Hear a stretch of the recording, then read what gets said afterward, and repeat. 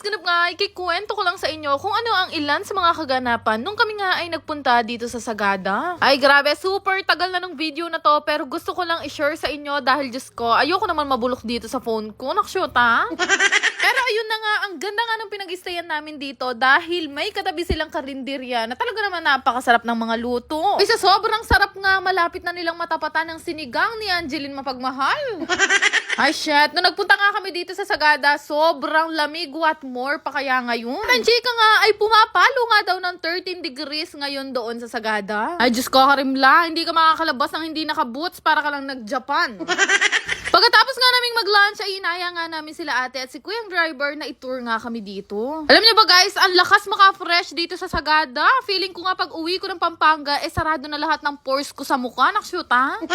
Ito nga nila kami dinala sa halos pinakatap nga ng Sagada at nagtatatakbo kami ng mga time na yan dahil Diyos ko, umuulan. Lamig na nga ng mga time na to, mas pinalamig pa nga pakiramdam ko anytime magi-snow na. Actually guys, 2 beses na nga namin nakapunta ni Bebo dito sa Sagada at talaga namang babalik-balikan mo sa sobrang ganda. Medyo nakakapagod lang talaga sa biyahe dahil inaabot nga ng 13 to 14 hours ang biyahe papunta dito. Pero carry lang dahil sobrang ganda naman dito. Feeling ko mawawala ang mga problema nyo pero babalik din pag uwi nyo ng probinsya.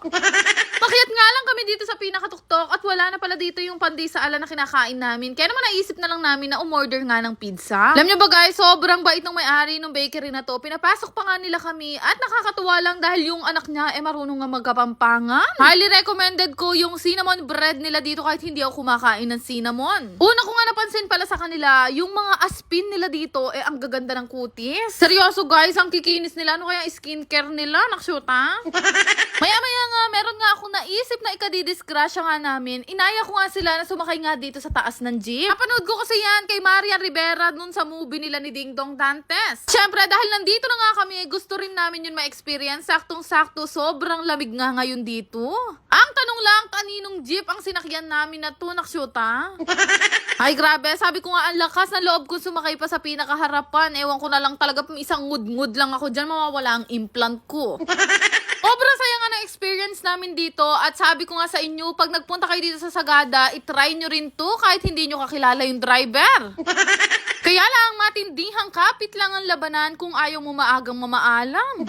Pagkatapos nga namin mag-ride dito sa taas ng jeep, dumating na pala yung mga in-order nga naming pizza. Bay, saktong-sakto nga may bagong luto pa silang pandesal. Favorite ko yan, lalo na lalagyan ng rino. Buti na lang talaga, meron pa nga natirang isang rino dito at umorder na nga ako. Ay, grabe nga yun, mainit na pandesal, palamanan mo ng rino. Mas perfect match pa sa amin ni Bebo, nakshoot ha?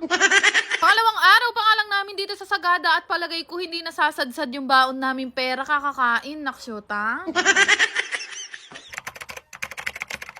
Gusto ko lang i-share sa inyo ang bagong laro na pinaglilibangan ko. Ito nga pala yung Lucky Lion. Alala lang, ito ay mahigpit na pinagbabawal sa mga bata at ito ay libangan lang. Dahil marami nga ako napanalunan kahapon, marami din akong pamimigay na GCash ngayon sa lahat ng mga magre-register. Register nga kayo gamit ang link na makikita nyo nga sa comment section. Madali lang naman mag-register dito. Ilagay nyo lang ang inyong mga phone number, mag-create ng password at ilagay ang referral ID. After nga nun ay meron na nga kayong account dito sa Lucky Lion at napakarami nyo nga pwedeng pagbili ang laro dito. Pero syempre, bago ang lahat, kakailanganin nyo muna mag-cash in at tuturuan ko nga kayo kung paano. Click nyo nga lang yung plus sign na makikita nyo sa taas at 100 na nga ang minimum, 30,000 naman ang maximum. Kung medyo nahihirapan nga kayo, pwede nyo rin pindutin yung tutorial na makikita nyo nga sa baba. Meron nga ako isang madaling laro na nilalaro dito at feeling ko nga alam nyo yun dahil ito lang naman ang napakadaling toss coin. But kahit sino naman siguro alam kung paano ang mechanics nito dahil dalawa lang naman ang pagpipilian dito. Ewan ko na talaga kung hindi ka pa manalo. Sobrang daling laruin nito, kaya pati ako, kapag ka naiinip, ginagawa ko talaga tong libangan. Pati nga sa pag-withdraw, napakadali lang gawin. Kaya kung ako sa inyo, subukan nyo na rin tong laruin.